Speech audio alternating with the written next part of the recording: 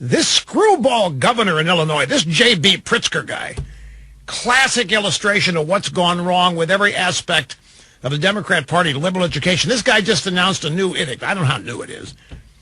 Only 2 people in a boat. If you have a 400-foot yacht, only 2 people can be on it. If you have a 12-foot dinghy, only 2 people can be on it. So it is still got to be taken up. What was that? Could anybody sound like a giant? Well, I know he hit something, but it sounded like a Ocasio-Cortez cow doing something to me. You're doing the right thing for your family. No matter what you say, how controversial it is, you will say it to support your family. Am I right or wrong? Well, in the first place, I need to ask you, where did you... No. I asked Charles, that's the problem I had with you when I listen to you. I listen to you. Charles, I'm going to answer your question, but I need to ask you one first. No, where did you see that what did you say, worth $350 million? Where did you see that? Well, that's just irrelevant. The question I asked, don't go on, No, it's not irrelevant. I need, there's no wrong answer. I'm going to answer. I'm just curious, where did you see that? Well, you know what, Russ? Ask the question I asked first. See, that's the problem we have with politicians and people get out there. You ask them questions. All right, what's the question? What was the, what is... See,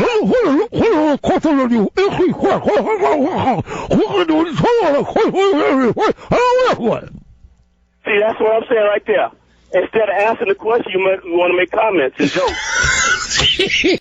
All right, Fred in St. Louis, you're next. It's great to have you on the program, Fred. How you doing? I'm fine. Rush, let's just take a look at the 2% of the time where you're completely and utterly wrong. Your hypocrisy is kind of amazing. You're so upset, and I sense even scared that this investigation is taking place. You're kind of scared as to what they might find, and it's just starting. It may be going on for a couple of months, but the investigation is just starting. You weren't upset when Clinton was being investigated for the Benghazi incident. You wanted a full investigation for that, didn't you? Yeah, there's all kinds of evidence there that she had been derelict in her duty. Four people died in Benghazi. Because is this the best you've got to sit here and claim that I was interested in getting to the truth about Benghazi, where 4 Americans died because of the incompetence and laziness of Hillary Clinton and Barack Obama, who was off the grid during the whole time. We couldn't even find him. And you think because I wanted to get to the bottom of that, I don't want to get to the reason there's no bottom here. Fred, the problem with this is there is no bottom. You just said the investigation just began, and you don't know that. If we've been reading the media, this investigation has been going on since even before Trump was nominated. Comey said today this investigation has been going on since last July. Fred, old buddy, old pal, this is a hell of a long time to have no evidence whatsoever. There's no bottom to get to here. And I'm not scared, Fred. I don't do scared. I am pissed. Here's Fred in St. Louis. Great to have you, Fred. I'm glad you waited. You're on the EIB network. Your big showbiz break. Thank you very much. Rush, I don't understand. Maybe you can explain it. A few minutes ago, you were so upset with the media saying that they want the president to fail, they want him to not succeed, but it was okay for you when Obama became president on air, you wished and hoped he would fail. Are you serious? Why is it okay for you? Are you actually serious with this? Why is it okay for you? Because I refuse to believe you don't know the difference. I did not want America to fail. I wanted Obama's policies to fail so that America would not be damaged. I did not want socialism to succeed. I think I've been borne out. I did not want Obama's policies to succeed. I wanted Obama's policies to fail. I made this abundantly clear. I wanted America to survive the Obama administration. Rusty Franklinton, North Carolina. Great to have you with us on the EIB network. Hello. Rush, thanks for taking my call, and congratulations on 32 years. Thank you, sir. I've always wanted to ask you this. Did you ever meet Paul Harvey? And if you did, what was your takeaways? Oh, sure. I met, there's a fun, actually, it's a good story. The first time I met Paul Harvey, was at the Chicago Radio Hall of Fame induction ceremony where I was being inducted. And it was a big night. I had a lot of family there. They came up from Cape Girardeau. This was in Chicago. Bruce Dumont was running the National Radio Hall of Fame. And the crew from the NPR Morning Edition, they were getting in that year. Larry King was the MC. They broadcast this thing worldwide because I was getting in. I was the most famous inductee. And Paul Harvey was there. He was instrumental. He was one of the key figures in the Radio Hall of Fame, and he lived in Chicago, of course. So this is one of the instances of naivete that bit me in the back. I was told that Dumont said, "Hey, Sally Jesse Raphael wants to be the one to induct you." I said, "What?" "Yeah, Sally Jesse Raphael." And this was the night of the induction. I said, "Well, okay, what could go wrong?" What went wrong with... She stood up there and she said, "I don't think this man should be inducted in the Hall of Fame. He calls women like me feminazis." And I'm thinking, oh, for crying out loud, this is the only time I'm going to get inducted in the Radio Hall of Fame, and this B.I. has to get up there and do this. When Mom's in the audience and my brother's in the audience, my brother is steaming, and so was Paul Harvey. Paul Harvey was livid. And Sally Jesse Raphael, who's about 5'2", when she's not wearing those rockabilly high heels, she just beaming at me. I just totally ignored her, and I went up there and I thanked everybody, the American people, and gave my remarks and so forth. And when it was over, I met Paul Harvey, and he shared with me that he was very disappointed in what had happened and so forth, and what she had done. And on the following Saturday, that was a ceremony that took place, I think it was a Saturday night, in Chicago. And it was, I think, the following Saturday on Paul Harvey's Saturday show. And I think his Saturday broadcast was like a 15 or 20 minute thing. But he devoted, I think, over half of that broadcast to me being inducted in the Hall of Fame. And it was so great. Well, I just remember the one line, "There's nobody who does what Rush Limbaugh does, and so there's nobody ever who can do it better." And he was effusive in his praise. And part of the reason was he felt it necessary to defend the Hall of Fame. Nobody was happy with what Raphael did. She had duped everybody. And Bruce Dumont was apologizing. The NPR people loved it. Larry King loved it, but the half the other crowd didn't. And I remember flying home, dropping my family back in Cape Girardeau, and I was still ticked off on the airplane. And my mother, what are you so upset you just got in the Hall of Fame? "Yeah, look how it happened. You could only do this one time, Mom. I mean, I can't go in there. I can't get inducted next year the right way." "No, you should be proud. That's never happened to anybody before." Well, that's probably true. Nobody's probably been inducted by somebody protesting their induction.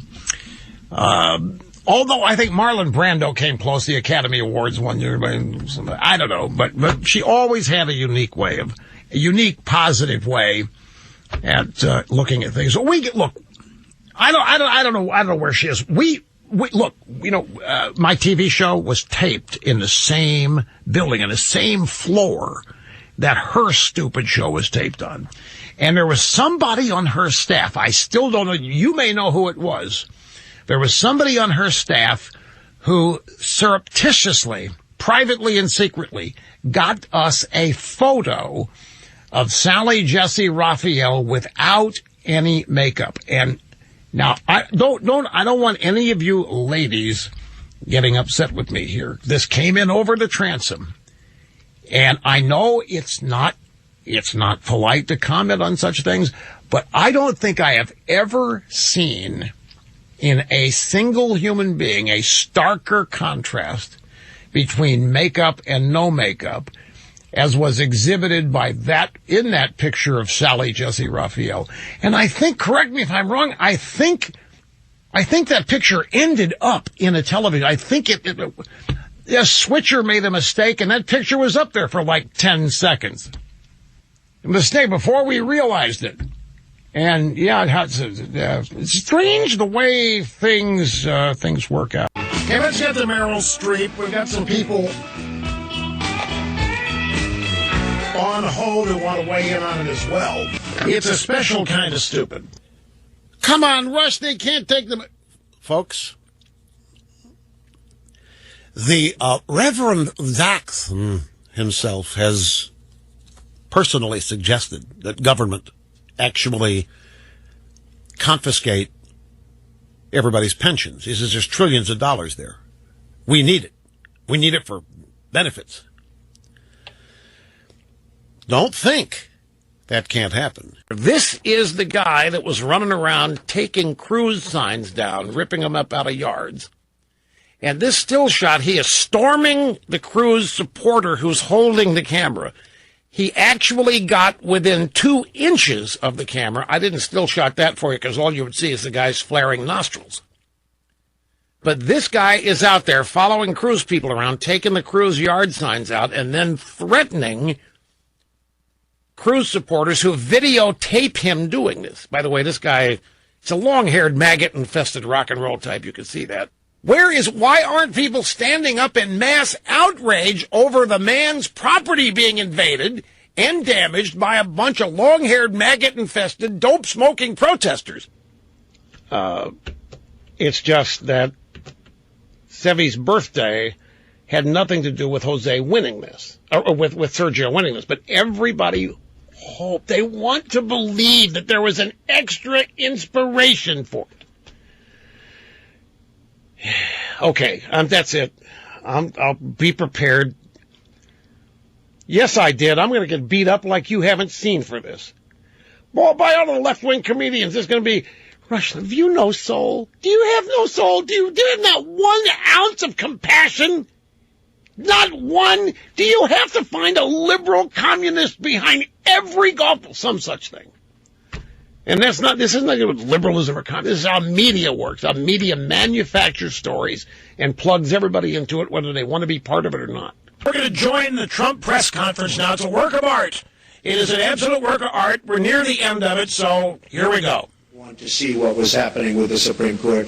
Difference. Can you stand here today once and for all and say that no one connected to you or your campaign had any contact with Russia leading up to or during the presidential campaign? And if you indeed do believe that Russia is behind the hacking, what is your message to Vladimir Putin right now? He shouldn't be doing it. He won't be doing it. Russia will have much greater respect for our country when I'm leading it than when other people have led it.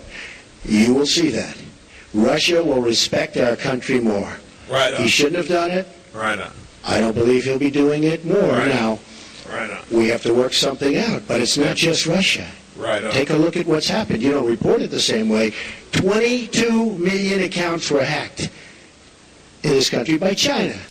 So Stroke Smirk's wife could very well be responsible for investigating those little smelly Reddit people, those normal-ish Reddit people. We have the Clinton Library Massage Parlor.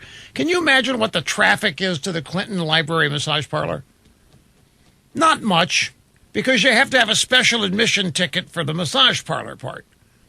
That's not open to the public. It's a special little buzzer.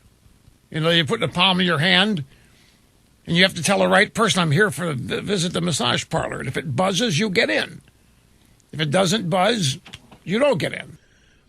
Yesterday afternoon, when all this started happening, I looking at stuff, trying to stay up to speed on it, and I'm hearing all these officials, elected officials and otherwise in Baltimore, blaming no jobs, blaming poor education, blaming all this cultural rot. And I really was taken aback. I said, well, you guys have been running this show for I don't know how long. I mean, there only have been 2 white mayors in Baltimore in decades. And both of them were related to Nancy Pelosi, by the way. Thomas L.J.G. D'Alessandro and Thomas J.G. D'Alessandro III or something. Those are the only 2 white mayors in Baltimore, and I don't know how long. Baltimore is 60% black. The police department's run by African Americans. Everything, we got an African American president. Where's all this oppression coming from? Who's doing all this oppressing? That's the one thing that hasn't changed. It's another thing that hasn't changed. The excuses given, the reasons given for this. And every time there are riots, they are justified by people on the left. That hasn't changed either. There is one thing that could be strikingly different about this circumstance from others, and most notably recently Ferguson. And that is, you really have to look hard to find a racial component in this. You don't have a white police chief. You don't have a white mayor.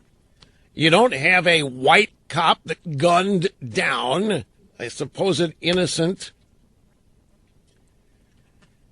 young man walking down the street pondering his first days at college. What you have here, we have man-made city warming, if you want to look at it this way. To borrow a little bit from the modern-day global warming meme, Baltimore and Ferguson burn due to man-made liberalism. That's what's on display here. Man-made liberalism. Political climate change is destroying America's urban core. Not rising sea levels, not melting glaciers, not hurricanes, none of these things that we've been told are going to be the end of us. Nope, it's man-made liberalism that is destroying America's urban core. Rapid expansion of government at the expense of free markets, private property rights, school choice, intact families, controlled immigration. All that's gone. All that's been thrown out. Other than the rapid expansion of government has taken place at the expense of free markets, private property rights, school choice, intact families. You know things are bad when the gangs of the city are the ones who come together to negotiate how to solve the problem. You know you've lost control. And there are elected leaders in Baltimore running around proudly saying that the Crips and the Bloods are going to work today to clean up the mess. Well, then who runs the city? Obviously, the Crips and the Bloods run the city. You've kept her and Rush in your thoughts and prayers. Ladies and gentlemen, Catherine Limbaugh. Hello, everyone. I know that I am most certainly not the Limbaugh that you tuned in to listen to today. I, like you, very much wish Rush was behind this golden microphone right now, welcoming you to another exceptional 3 hours of broadcasting. For over 32 years, Rush has cherished you, his loyal audience, and always look forward to every single show. It is with profound sadness I must share with you directly that our beloved Rush, my wonderful husband, passed away this morning due to complications from lung cancer. As so many of you know, losing a loved one is terribly difficult. Even more so when that loved one is larger than life. Rush will forever be the greatest of all time. Rush was an extraordinary man, a gentle giant, brilliant, quick-witted, genuinely kind, extremely generous, passionate, courageous, and the hardest working person I know. Despite being one of the most recognized, powerful people in the world, Rush never let the success change his core or beliefs. He was polite and respectful to everyone he met. Even most recently, when he was not feeling well in the hospital, he was so appreciative to every single doctor and nurse and custodian and first responder. He never wanted to put anyone out and always thanked them profusely for their help. From today on, there will be a tremendous void in our lives and, of course, on the radio. Rush loved our miraculous country beyond measure. An unwavering patriot. He loved our United States military, our flag, our Constitution, our founding fathers. He proudly fought and defended conservative values in a way that no one else can. Rush often stood up and took arrows on his own because he knew it was the right thing to do. Rush encouraged so many of us to think for ourselves, to learn, and to lead. He often said it did not matter where you started or what you look like. As Americans, we all have endless opportunities like nowhere else in the world. Rush gave us hope that through hard work and determination, we can overcome the obstacles in our lives and be our best. Many of you started small businesses or pursued personal dreams because Rush gave you the faith that you could. He made the most complex issues simple to understand, while making that level of genius look easy. It most certainly was anything but easy. Irreplaceable, remarkable talent. On behalf of the Limbaugh family, I would personally like to thank each and every one of you who prayed for Rush and inspired him to keep going. You rallied around Rush and lifted him up when he needed you the most. I am certain, without a shadow of a doubt, if he could be here today, he would be. He loved you, and he loved this radio program with every part of his being. Instead, we know our Rush is in heaven, encouraging us in the same way he always did on earth. Rush's love for our country and belief that our best days are ahead live on eternally. In Rush's honor, may we all continue Rush's mission in our individual lives and communities. I know all of you listening are terribly sad. We all are. I'm terribly sorry to have to deliver this news to you. God bless you, Rush, and God bless our country. The day is going to come, folks, where I'm not going to be able to do this. I don't know when that is. I want to be able to do it for as long as I want to do it. But the day will come where I'm not going to be able to. And I want you to understand that even when the day comes, I'd like to be here. Because I have this sense of needing to constantly show my appreciation for all that you have done and meant to me.